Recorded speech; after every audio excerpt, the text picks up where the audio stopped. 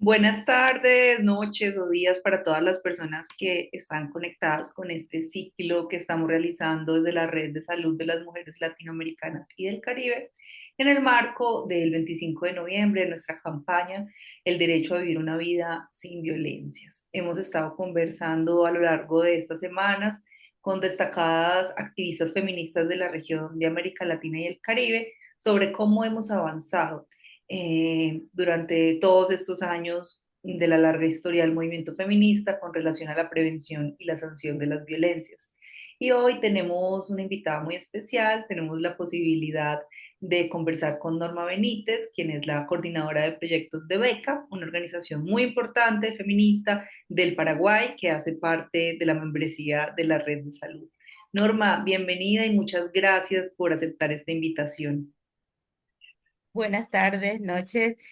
Muchísimas gracias por la invitación también, poder unir nuestras voces, ¿verdad? Las mujeres de la región de Latinoamérica en torno a esto que es la prevención y la atención y sanción de las situaciones de violencia contra las mujeres, ¿verdad?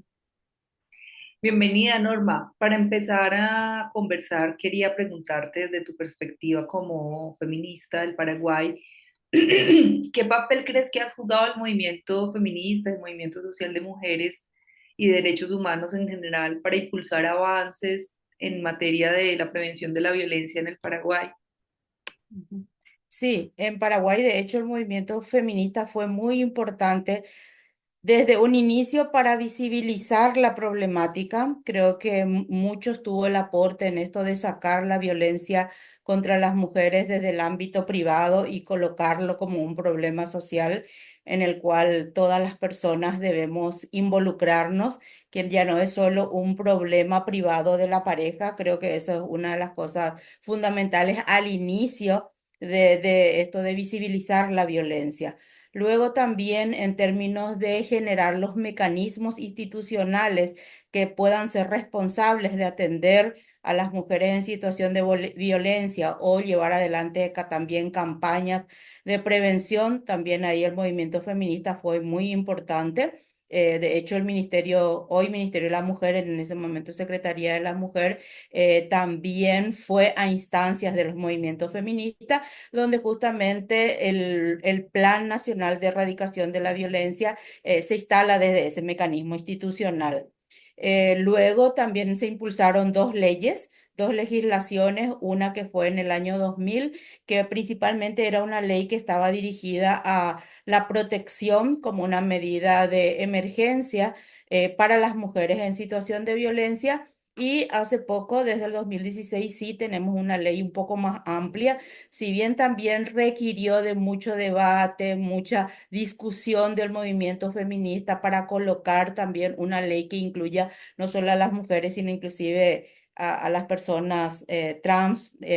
Y resulta que digamos que si bien se logró la ley, dos cosas que perdimos en esa ley, esta visión un poco más amplia y sacar la palabra género de todo el texto de la legislación, porque bueno, entramos en todo este proceso de antiderechos, de toda la campaña de odio que se generó en torno a la ideología de género, que fue muy impulsada y fue un poco en el marco de colocar esta ley de prevención, atención y sanción a la violencia contra las mujeres.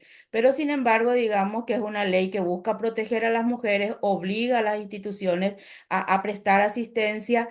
Algo muy importante en esta ley es que prohíbe la conciliación bajo o mediación bajo ninguna circunstancia, digamos, que era una práctica muy común antes de esta ley entre la mujer y su pareja que acudían a realizar la denuncia, ¿verdad? Entonces, y también en realidad, si bien antes solo se tenía principalmente las violencias relacionadas con lo físico, lo emocional o sexual, esta ley incluye 15 modalidades de violencia hacia las mujeres, lo cual abre un amplio espectro, si bien todavía, digamos, no es tan clara la sanción respecto a los otros tipos de violencia, como por ejemplo la mediática, la institucional, la política, otros tipos de violencia que sufrimos las mujeres en otros ámbitos que no es solo el intrafamiliar.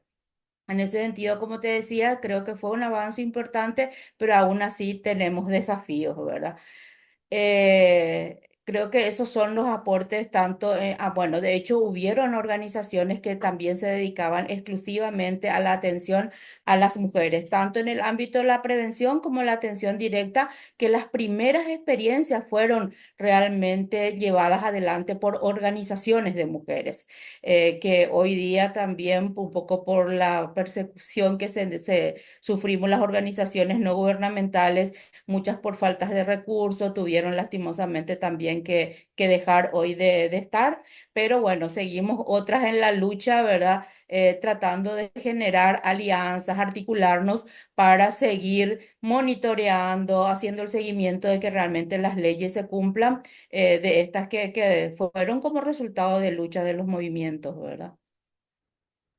Norma, háblanos un poquito del contexto de las mujeres en el Paraguay, cuáles son, digamos, las principales violencias estructurales que viven, cómo está, digamos, la realidad de las mujeres en este momento y en este contexto. Sí. De hecho, en el tema mismo de violencia tenemos una situación muy grave, digamos, en el sentido, la última estadística da cuenta que tenemos 106 denuncias de violencia contra las mujeres, lo cual evidentemente, y son las que son denunciadas de hecho, y hay otras que quedan, por supuesto, en el ámbito privado, ¿verdad? Entonces, eso ya nos da la pauta de cuál es la situación en términos. Hasta ahora hemos tenido 32 feminicidios, o sea, los índices son bastante altos, ¿verdad? Y la violencia está presente en el ámbito político. Por ejemplo, nosotros solo tenemos, en términos políticos, solo tenemos un 12% de mujeres que están en espacios políticos. También tenemos una diferencia, por supuesto, en lo que tiene que ver en cuanto al desempleo. Hay un mayor desempleo en mujeres que en varones. De hecho, también los mecanismos institucionales no ofrecen la respuesta que las mujeres requieren cuando se encuentran en contextos de violencia.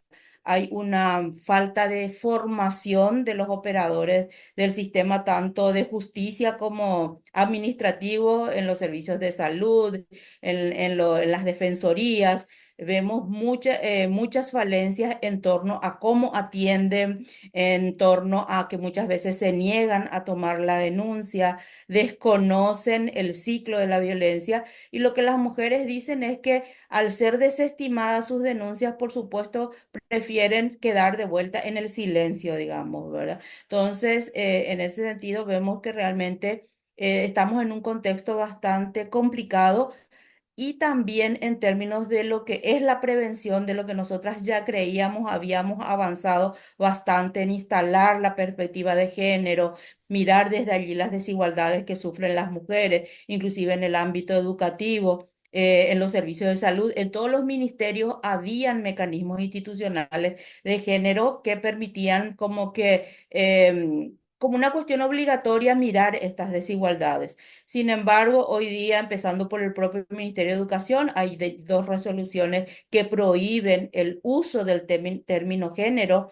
Inclusive textos que eran anteriores al 2017, que todavía estaban como vigentes, digamos, y que las docentes podían usar. Hoy salió una resolución inclusive donde dice de que todos esos textos anteriores al 2017 tienen que dejar de ser utilizados, porque del 2017 en adelante, de hecho, ya había una prohibición. Entonces, realmente estamos en un contexto y empiezan a promover y utilizar textos donde lo que se hace en realidad es promover inclusive la violencia, porque otra vez a las niñas se les enseña a ser sumisas, a los varones que tienen que ser fuertes. En realidad creemos que lo que se está es promocionando relaciones violentas desde el propio ámbito educativo. Entonces, a las organizaciones que trabajamos estos temas, por supuesto, nos limita mucho llegar a estos espacios formales.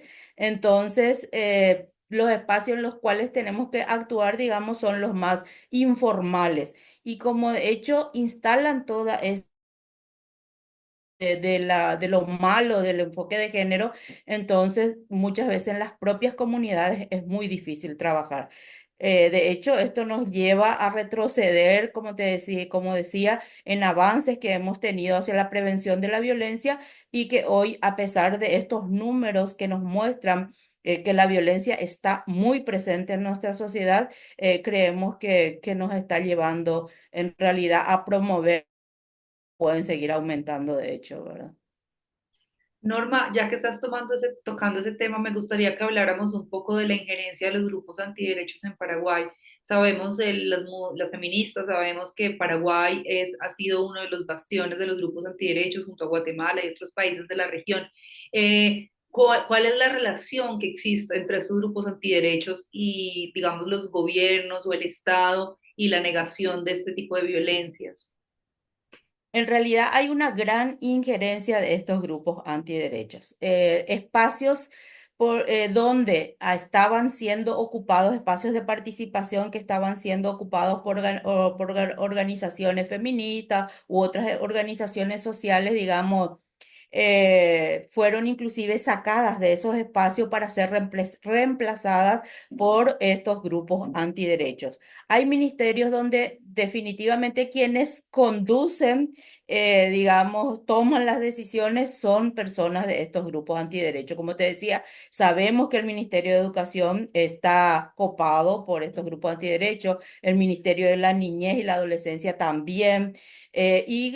Como te decía antes, mecanismos institucionales de género que estaban instalados, que hoy fueron sacados, también tiene que ver con el nivel de injerencia que tienen estos grupos dentro de los ministerios. O sea, están introducidos en todos estos ministerios. También en los parlamentos, por ejemplo, teníamos la Cámara de Diputados una comisión que era de equidad de género. Hoy le llaman Comisión de Derechos de Hombres y Mujeres, de hombres y mujeres. O sea, definitivamente, inclusive las cuestiones formales, a más del trabajo que hacen, digamos, de trabajar por sobre la conciencia de las personas, ¿verdad? Entonces, sí están presentes en todos los ministerios. A veces hay como un doble discurso. Es como que en momentos em, uno encuentra que instalaron algo que tiene que ver con género, pero en contrapartida te sacan después una resolución que, digamos, deja hecha por el suelo lo anterior. Entonces, a veces decimos realmente, bajo ciertas circunstancias, tratan de dar una imagen de apertura, pero en las otras acciones, de hecho, está donde en el Parlamento no se discute absolutamente nada porque el grupo de gobierno tiene toda la mayoría en el Parlamento, así que las leyes que son presentadas desde ese lugar, todas son aprobadas sin ningún tipo de discusión, ¿verdad? Entonces, Y frente a digamos, a las narrativas de los medios de comunicación, la opinión pública, ¿tú crees que se ha logrado avanzar? ¿El movimiento ha logrado permear ciertos sectores? ¿Se dan ciertos debates? ¿O sigue habiendo una estigmatización hacia las defensoras y feministas? sí, hay una estigmatización, o sea, se puede sentir eso en las redes, de hecho, ¿verdad? Cuando uno plantea posicionamientos, enseguida hay todo un ataque, ¿verdad? A los posicionamientos. Y a nivel de los medios de comunicación es diverso, o sea, digamos que hay medios de comunicación que te dan apertura, te invitan, uno puede ir y colocar un debate diferente, digamos. Algo que de hecho nosotras tratamos ya no de hacer es confrontaciones, por ejemplo, en medios de comunicación, porque antes, bueno, uno participaba de entrevistas donde estábamos, digamos, grupos diversos. Hoy sabemos que eso casi no tiene sentido. O sea, nos vamos a entrevistas donde podés plantear una narrativa diferente, donde a lo mejor podés colocar algo que les permita a las personas también tener otra voz, pero realmente muchos de los medios de comunicación también están copados por estos discursos antiderechos y antigénero, por supuesto, ¿verdad? Bueno, y en medio de un panorama tan difícil como ha sido y el que ustedes han enfrentado con su activismo y su defensa de los derechos humanos de las mujeres en Paraguay, me imagino que sí existen experiencias que puedan ser replicables o que ustedes puedan compartir con nosotras y con la región sobre cosas que hayan funcionado, estrategias que les hayan permitido a ustedes avanzar y seguir resistiendo. ¿Hay alguna que nos quieras compartir? Sí, una de las primeras cosas yo creo que es que tratamos de seguir encontrándonos las organizaciones. Creo que tenemos claro de que la articulación es la única manera de seguir confrontando, enfrentando esta situación de ataque que tenemos las organizaciones, todas las organizaciones de la sociedad civil, porque de hecho los espacios cívicos se limitaron y más aún las organizaciones feministas, ¿verdad? Creo que esa es una cuestión y que en estas conversaciones siempre colocamos esta cuestión esperanzadora también de que, bueno, no tenemos que, a pesar de que estamos con estos retrocesos, tenemos que encontrar como las narrativas para seguir avanzando, ¿verdad? Un poco en esa línea con esto que planteas, me preguntas respecto a experiencias positivas. Cuando uno trabaja en las comunidades en forma directa con las mujeres, ahí lo que nos encontramos realmente que ante la ausencia estatal, realmente la red de apoyo entre mujeres es algo que está presente en las comunidades. Acabamos nosotras de terminar una investigación justamente sobre la ruta de atención a mujeres en situación de violencia y fue una investigación bastante grande en el sentido de que tomamos 8 ciudades del área metropolitana y entrevistamos a todas las instituciones responsables y más a mujeres. Y ahí es donde encontramos esto que te estoy diciendo, que ellas que al no encontrar respuesta desde las instituciones, ellas entre ellas generan mecanismos comunitarios para proteger a las mujeres que se encuentran en situación de violencia. Entonces, un poco a partir de eso, nosotras estamos trabajando en preformar a estas mujeres porque como las organizaciones también dejamos un poco el ámbito comunitario para entrar mucho en la incidencia, para las legislaciones y todo eso, es como que abandonamos un poco este trabajo directo con las mujeres en los barrios populares, en las diferentes comunidades. Y ahora nos estamos encontrando que es necesario volver a los barrios, volver a las comunidades. Y cuando le planteamos esta propuesta de formarlas como lideresas comunitarias, para que ellas tengan la información, puedan realmente con esa información apoyarse unas a otras y después ellas mismas llevar la información a otras vecinas o a otras compañeras de sus barrios, realmente es algo que está como teniendo resultados, ¿verdad? Porque lo que ellas dicen es que solas no pueden intervenir, porque de hecho sienten también el miedo, la amenaza, todo lo que implica la presencia del agresor en la comunidad, pero que sienten que si son una organización, si se sienten apoyadas unas entre otras, ellas también pueden iniciar acciones, digamos, de soporte y sostén y acompañamiento a las mujeres, porque ellas mismas reconocen que la mujer que está en situación de violencia siempre se siente sola. Entonces, que ellas quieren justamente como revertir eso y hacerle sentir que no está sola, que ellas están en las comunidades y que con eso, bueno, también tratar por ese lado, si la acompañan a las instituciones, hacer que ellas mismas puedan reclamar una vez conocidos sus derechos y lo que pueden realmente solicitar cuando van a realizar una denuncia. Entonces, en ese sentido, creemos que sí, este trabajo comunitario es importante, es necesario y las mujeres se sienten comprometidas con el proceso, ¿verdad? Norma, pues muchísimas gracias por regalarnos este espacio y este tiempo para poder conversar y saber un poco más sobre la situación de las defensoras y de las mujeres en el Paraguay. Y gracias también por compartirnos esta experiencia comunitaria, de red, de base, de organización y de resistencia popular, que es lo que también ha mantenido los movimientos sociales vivos, ¿no? Y por supuesto también el movimiento feminista. Esperamos poder tener otra oportunidad de seguir conversando y que la situación mejore para el Paraguay y para toda la región. Un abrazo y un saludo de despedida. ¿Quieres decir algo más?